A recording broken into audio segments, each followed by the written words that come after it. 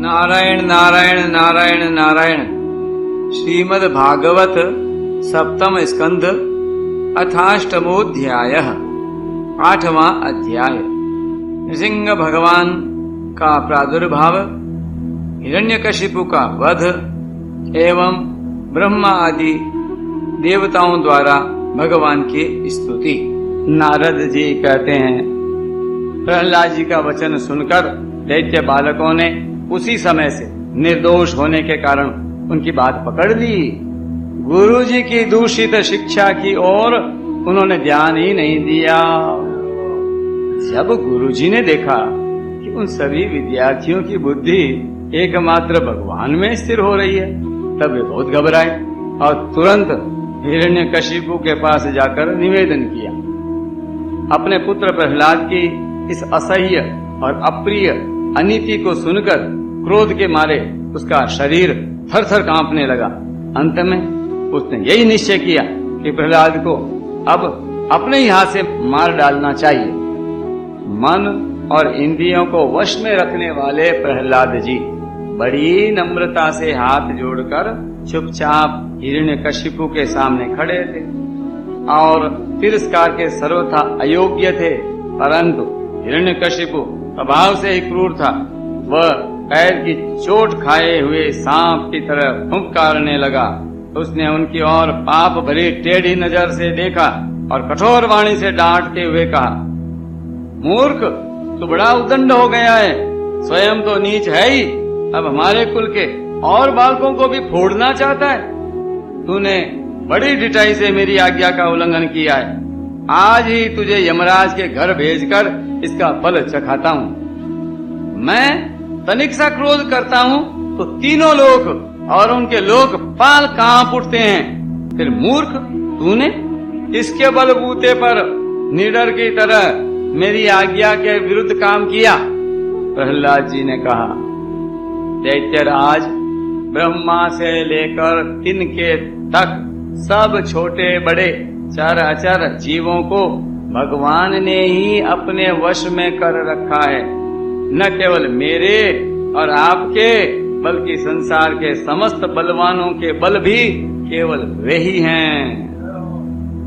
वे ही महापराक्रमी सर्वशक्तिमान प्रभु काल हैं तथा समस्त प्राणियों के इंद्रिय बल, मनोबल, देह बल, धैर्य एवं इंद्रिय भी वही हैं। वही परमेश्वर अपनी शक्तियों के द्वारा इस विश्व की रचना, रक्षा और संहार करते हैं। वे ही तीनों गुणों के स्वामी हैं। आप अपना ये आसुर भाव छोड़ दीजिए, अपने मन को सबके प्रति समान बनाइए। इस संसार में अपने वश में न रहने वाले कुमार्गगामी मन के अतिरिक्त और कोई शत्रु नहीं है। मन में सबके प्रति समता का भाव लाना ही भगवान की सबसे बड़ी पूजा है। जो लोग अपना सर्वस्व लूटने वाले इन 6 इंद्रिय रूपी डाकुओं पर तो पहले विजय नहीं प्राप्त करते और ऐसा मानने लगते हैं कि हमने 10 दिशाओं को जीत लिया, वे मूर्ख हैं। हाँ, जिस ज्ञानी एवं जितेंद्रिय महात्मा ने समस्त प्राणियों के प्रति समता का भाव प्राप्त कर लिया, उसके अज्ञान से पैदा होने वाले काम, क्रोध आदि शत्रु भी मर मिट जाते हैं। फिर बाहर के शत्रु तो रहे ही कैसे?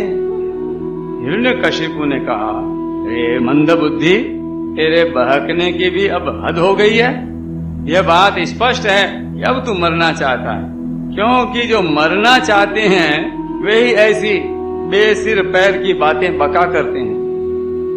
अब आगे तूने मेरे सिवा जो और किसी को जगत का स्वामी बतलाया है, सो देखूं तो तेरा वह जगदीश्वर कहाँ है? अच्छा, क्या कहा? वह सर्वत्र है, तो इस खंबे में क्यों नहीं दिखता? अच्छा, तुझे इस खंबे में भी दिखाई देता है? अरे तू क्यों इतनी डींग हाँक रहा है? मैं अभी तेरा सिर धड़ से अलग किए देता हूं। देखता हूं तेरा वह सर्वस्व हरि जिस पर तुझे इतना भरोसा है तेरी कैसे रक्षा करता है। तो इस प्रकार वह अत्यंत बलवान महादैत्य भगवान के परम प्रेमी प्रहलाद को बार बार झिड़कियां देता और सताता रहा। जब क्रोध के मारे वह अपने को रोक न सका तब हाथ में खड़ग लेकर सिंहासन से कूद पड़ा और बड़े जोर से उस खंबे को एक घुंसा मारा। उसी समय उस खंबे में एक बड़ा भयंकर शब्द हुआ। ऐसा जान पड़ा मानो यह ब्रह्मांड ही फट गया हो। वह ध्वनि जब लोकपालों के लोक में पहुंची तब उसे सुनकर ब्रह्मा जी को ऐसा जान पड़ा मानो उनके लोकों का प्रलय हो रहा हो। हिरण्यकशिपु प्रहलाद को मार डालने के लिए बहुत जोर से झपटा था, परंतु दैत्य सेनापतियों को भी भय से कंपा देने वाले उस अद्भुत और अपूर्व घोर शब्द को सुनकर वह घबराया हुआ सा देखने लगा कि यह शब्द करने वाला कौन है, परंतु उसे सभा के भीतर कुछ भी दिखाई न पड़ा। इसी समय अपने सेवक प्रहलाद और ब्रह्मा की वाणी सत्य करने और समस्त पदार्थों में अपनी व्यापकता दिखाने के लिए सभा के भीतर उसी खंबे में बड़ा ही विचित्र रूप धारण करके भगवान प्रकट हुए।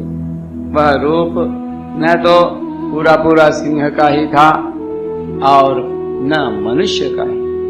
सत्यं विधातुं निजभृत्य भाषितं व्याप्तिं च भूतेष्वखिलेषु चात्मनः अदृश्यतात्यद्भुतरूपमुद्वहन् स्तम्भे सभायां न मृगं न मानुषम्। श्री नरसिंह भगवान की जय। भगवान प्रकट हुए। जिस समय हिरण्यकशिपु शब्द करने वाले की तरफ इधर उधर खोज कर रहा था, उसी समय खंबे के भीतर से निकलते हुए उस अद्भुत प्राणी को उसने देखा। वह सोचने लगा, ओहो, यह न तो मनुष्य है और न पशु, फिर ये नृसिंह के रूप में कौन सा अलौकिक जीव है। जिस समय हिरण्यकशिपु इस उधेड़ गुण में लगा हुआ था, उसी समय उसके बिल्कुल सामने ही नृसिंह भगवान खड़े हो गए। उनका वह रूप अत्यधिक भयावना था। तपाए हुए सोने के समान पीली पीली भयानक आंखें थीं। जम्हाई लेने से गर्दन के बाल इधर उधर लहरा रहे थे। दाढ़ें बड़ी विकराल थीं।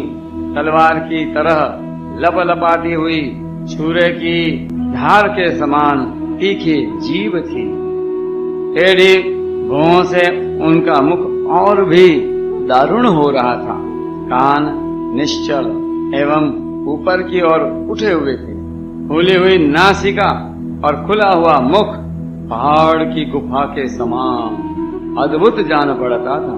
फटे हुए जबड़ों से उसकी भयंकरता बहुत बढ़ गई थी।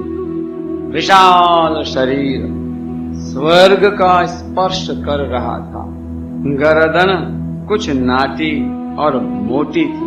छाती चौड़ी और कमर बहुत पतली थी। चंद्रमा की किरणों के समान सफेद रोएं सारे शरीर पर चमक रहे थे। चारों ओर सैकड़ों भुजाएं फैली हुई थीं, जिनके बड़े बड़े नख आयुध का काम देते थे। उनके पास भटकने तक का साहस किसी को न होता था। चक्र आदि अपने निज आयुध तथा वज्र आदि अन्य श्रेष्ठ शस्त्रों के द्वारा उन्होंने सारे दैत्य दानवों को भगा दिया। हिरण्यकशिपु सोचने लगा, हो न हो महामायावी विष्णु ने ही मुझे मार डालने के लिए यह ढंग रचा है, परंतु इसके इन चालों से हो ही क्या सकता है। इस प्रकार कहता और सिंहनाद करता हुआ दैत्यराज हिरण्यकशिपु हाथ में गदा लेकर श्री नृसिंह भगवान पर टूट पड़ा, परंतु जैसे पतंगा आग में गिरकर अदृश्य हो जाता है, वैसे ही वह दैत्य भगवान के तेज के भीतर जाकर लापता हो गया। समस्त शक्ति और तेज के आश्रय भगवान के संबंध में ऐसी घटना कोई आश्चर्यजनक नहीं है, क्योंकि सृष्टि के प्रारंभ में उन्होंने अपने तेज से प्रलय के निमित्त भूत तमोगुण रूपी घोर अंधकार को भी पी लिया था। तदनंतर वह दैत्य बड़े क्रोध से लपका और अपनी गदा को बड़े जोर से घुमाकर उसने नृसिंह भगवान पर प्रहार किया। प्रहार करते समय ही जैसे गरुड़ सांप को पकड़ लेते हैं, वैसे ही भगवान ने गदा सहित उस दैत्य को पकड़ लिया। वे जब उसके साथ खिलवाड़ करने लगे, तब वह दैत्य उनके हाथ से वैसे ही निकल गया जैसे क्रीड़ा करते हुए गरुड़ के संगुल से सांप छूट जाए। युधिष्ठिर उस समय सब के सब लोकपाल बादलों में छिपकर इस युद्ध को देख रहे थे। उनका स्वर्ग तो हिरण्यकशिपु ने पहले से छीन लिया था। जब उन्होंने देखा कि वो भगवान के हाथ से छूट गया, तब और भी डर गए। हिरण्यकशिपु ने भी यही समझा कि नृसिंह ने मेरे बलवीर्य से डरकर ही मुझे अपने हाथ से छोड़ दिया है। इस विचार से उसकी थकान जाती रही और वह युद्ध के लिए ढाल तलवार लेकर फिर उनकी ओर दौड़ पड़ा। उस समय वह बाज की तरह बड़े वेग से ऊपर नीचे उछल कूद कर इस प्रकार ढाल तलवार के पैंतरे बदलने लगा कि जिससे उस पर आक्रमण करने का अवसर ही न मिले। तब भगवान ने बड़े ऊंचे स्वर से प्रचंड और भयंकर अट्टहास किया, जिससे हिरण्यकशिपु की आंखें बंद हो गईं। फिर बड़े वेग से झपट कर भगवान ने उसे वैसे ही पकड़ लिया जैसे सांप चूहे को पकड़ लेता है। जिस हिरण्यकशिपु के चमड़े पर वज्र की चोट से भी खरोंच नहीं आई थी, वही अब उनके पंजे से निकलने के लिए जोर से छटपटा रहा था। भगवान ने सभा के दरवाजे पर ले जाकर उसे अपनी जांघों पर गिरा लिया और खेल खेल में अपने नखों से उसी प्रकार फाड़ दिया जैसे गरुड़ महाविषधर सांप को चीर डालते हैं। सच्चिदानंद श्री नृसिंह भगवान की जय।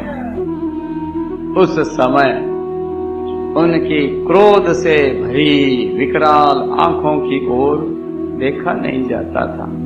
फिर अपनी लपलपाती हुई जीभ से फैले हुए मुंह के दोनों कोने चाट रहे थे। खून के छींटों से उनका मुंह और गर्दन के बाल लाल हो गए। हाथी को मारकर गले में आंतों की माला पहने हुए मृगराज के समान उनकी शोभा हो रही थी। उन्होंने अपने तीखे नखों से हिरण्यकशिपु का कलेजा फाड़कर उसे जमीन पर पटक दिया। उसी समय हजारों दैत्य दानव हाथों में शस्त्र लेकर भगवान पर प्रहार करने के लिए आए, पर भगवान ने अपनी भुजारूपी सेना से, लातों से और नख रूपी शस्त्रों से चारों ओर खदेड़ खदेड़ कर उन्हें मार डाला। युधिष्ठिर उस समय भगवान नृसिंह के गर्दन के बालों की फटकार से बादल तितर बितर होने लगे। उनके नेत्रों की ज्वाला से सूर्य आदि ग्रहों का तेज फीका पड़ गया।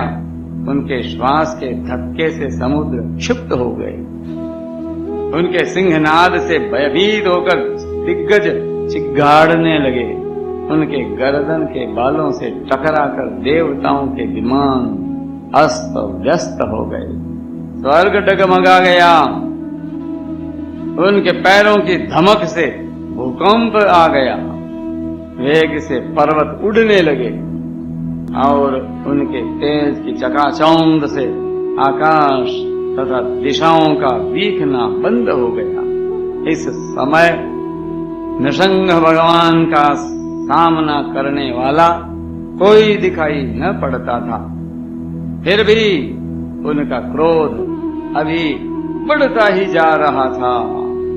वे हिरण्यकशिपु की राजसभा में ऊंचे सिंहासन पर जाकर विराज गए।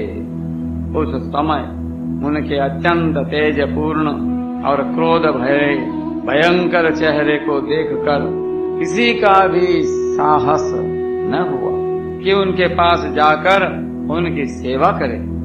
युधिष्ठिर, जब स्वर्ग की देवियों को यह शुभ समाचार मिला कि तीनों लोगों के सिर की पीड़ा का मूर्तिमान स्वरूप हिरण्यकशिपु युद्ध में भगवान के हाथों मार डाला गया, तब आनंद के उल्लास से उनके चेहरे खिल उठे। वे बार बार भगवान पर पुष्पों की वर्षा करने लगीं। आकाश में विमानों से आए हुए भगवान के दर्शनार्थी देवताओं की भीड़ लग गई। देवताओं के ढोल और नगाड़े बजने लगे, गंधर्व गाने लगे, अप्सराएं नाचने लगी। तात इसी समय ब्रह्मा, इंद्र, शंकर आदि देवता, ऋषि, पितर, सिद्ध, विद्याधर, महानाग, मनु, प्रजापति, गंधर्व, अप्सराएं, चारण, यक्ष, किमपुरुष, वेताल, सिद्ध, किन्नर और सुनंद, कुमुद आदि भगवान के सभी पार्षद उनके पास आए। उन लोगों ने सिर पर अंजलि बांधकर सिंहासन पर विराजमान अत्यंत तेजस्वी नृसिंह भगवान की थोड़ी दूर से अलग अलग स्तुति की। नृसिंह भगवान की जय। ब्रह्मा जी ने कहा, नतोस्मि अनंताय दुरंत शक्तये विचित्र वीर्याय पवित्र कर्मणे। प्रभु, आप अनंत हैं, आपकी शक्ति का कोई पार नहीं पा सकता। आपका पराक्रम विचित्र और कर्म पवित्र है। यद्यपि गुणों के द्वारा आप लीला से ही संपूर्ण विश्व की उत्पत्ति, पालन और प्रलय यथोचित ढंग से करते हैं, फिर भी आप उनसे कोई संबंध नहीं रखते, स्वयं निर्विकार रहते हैं। मैं आपको नमस्कार करता हूँ। श्री रुद्र ने कहा, आपके क्रोध करने का समय तो कल्प के अंत में होता है। यदि इस तुच्छ दैत्य को मारने के लिए ही आपने क्रोध किया है तो वह भी मारा जा चुका। उसका पुत्र आपकी शरण में आया है। भक्त वत्सल प्रभो, आप अपने इस भक्त की रक्षा कीजिए। इंद्र ने कहा, पुरुषोत्तम, आपने हमारी रक्षा की है। आपने हमारे जो यज्ञ भाग लौटाए हैं वे वास्तव में आप अंतर्यामी के ही हैं। दैत्यों के आतंक से संकुचित हमारे हृदय कमल को आपने प्रफुल्लित कर दिया। वह भी आपका ही निवास स्थान है। यह जो स्वर्ग आदि का राज्य हम लोगों को पुनः प्राप्त हुआ है, यह सब काल का ग्रास है। जो आपके सेवक हैं उनके लिए यह है ही क्या? कामिन, जिन्हें आपकी सेवा की चाह है, वे मुक्ति का भी आदर नहीं करते, फिर अन्य भोगों की तो उन्हें आवश्यकता ही क्या है। ऋषियों ने कहा, पुरुषोत्तम, आपने तपस्या के द्वारा ही अपने में लीन हुए जगत की फिर से रचना की थी और कृपा करके उसी आत्म तेजस स्वरूप श्रेष्ठ तपस्या का उपदेश आपने हमारे लिए भी किया था। इस दैत्य ने उसी तपस्या का उच्छेद कर दिया था। शरणागत वत्सल, उस तपस्या की रक्षा के लिए अवतार ग्रहण करके आपने हमारे लिए फिर से उसी उपदेश का अनुमोदन किया है। पितरों ने कहा, प्रभो, हमारे पुत्र हमारे लिए पिंड दान करते थे, ये उन्हें बलात् छीन कर खा जाता था। जब वे पवित्र तीर्थ में या संक्रांति आदि के अवसर पर नैमित्तिक तर्पण करते या तिलांजलि देते, तब उसे भी वह पी जाता। आज आपने अपने नखों से उसका पेड़ फाड़कर वह सब का सब लौटाकर मानो हमें दे दिया। आप समस्त धर्मों के एकमात्र रक्षक हैं। नृसिंहदेव, हम आपको नमस्कार करते हैं। सिद्धों ने कहा, इस दुष्ट ने अपने योग और तपस्या के बल से हमारी योग सिद्ध गति छीन ली थी। अपने नखों से आपने उस घमंडी को फाड़ डाला है। हम आपके चरणों में विनीत भाव से नमस्कार करते हैं। विद्याधरों ने कहा, यह मूर्ख हिरण्यकशिपु अपने बल और वीरता के घमंड में चूर था। यहाँ तक कि हम लोगों ने विविध धारणाओं से जो विद्या प्राप्त की थी उसे इसने व्यर्थ कर दिया था। आपने युद्ध में यज्ञ पशु की तरह इसको नष्ट कर दिया।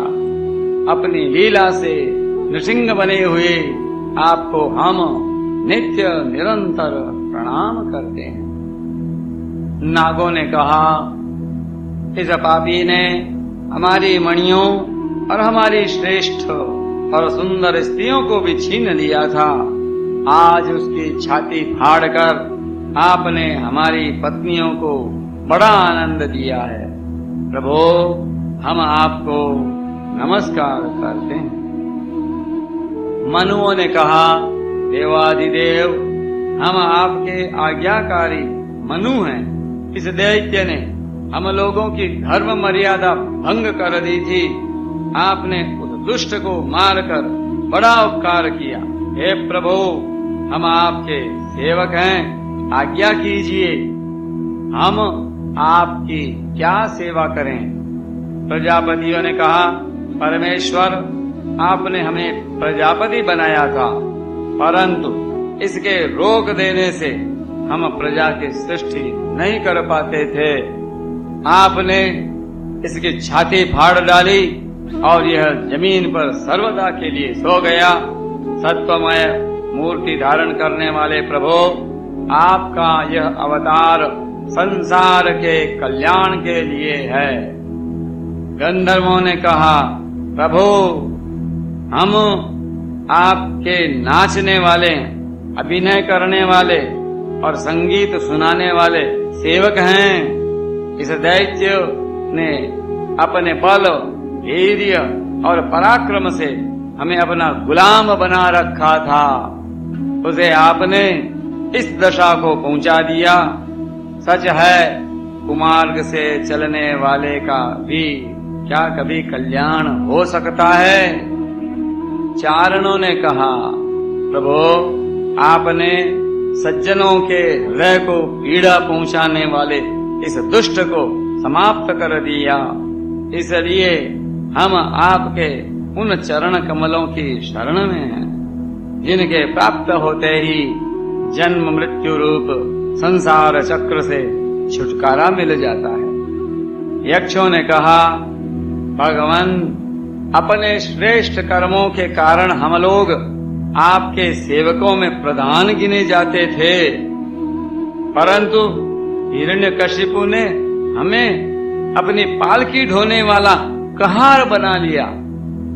प्रकृति के नियामक परमात्मा इसके कारण होने वाले अपने निज जनों के कष्ट जानकर ही आपने इसे मार डाला है। किम पुरुषों ने कहा, हम लोग अत्यंत तुच्छ किम पुरुष हैं और आप सर्वशक्तिमान महापुरुष हैं। जब सत्पुरुषों ने इसका तिरस्कार किया, इसे धिक्कारा, तभी आज आपने इस कुपुरुष असुराधम को नष्ट कर दिया। वैतालिकों ने कहा, भगवान, बड़ी बड़ी सभाओं और ज्ञान यज्ञों में आपके निर्मल यश का गान करके हम बड़ी प्रतिष्ठा पूजा प्राप्त करते थे। इस दुष्ट ने हमारी वह आजीविका ही नष्ट कर दी थी। बड़े सौभाग्य की बात है कि महारोग के समान इस दुष्ट को आपने जड़ मूल से उखाड़ दिया। किन्नरों ने कहा, हम किन्नर गण आपके सेवक हैं, यह दैत्य हमसे बेगार में ही काम लेता था। भगवान आपने कृपा करके आज इस पापी को नष्ट कर दिया। प्रभु आप इसी प्रकार हमारा अभ्युदय करते रहें। भगवान के पार्षदों ने कहा, शरणागत वत्सल, संपूर्ण लोकों को शांति प्रदान करने वाला आपका यह अलौकिक नृसिंह रूप हमने आज ही देखा है। भगवान, यह दैत्य आपका वही आज्ञाकारी सेवक था जिसे सनकादि ने शाप दे दिया था। हम समझते हैं आपने कृपा करके इसके उद्धार के लिए ही इसका वध किया है। सच्चिदानंद भगवान की। नारायण नारायण नारायण नारायण।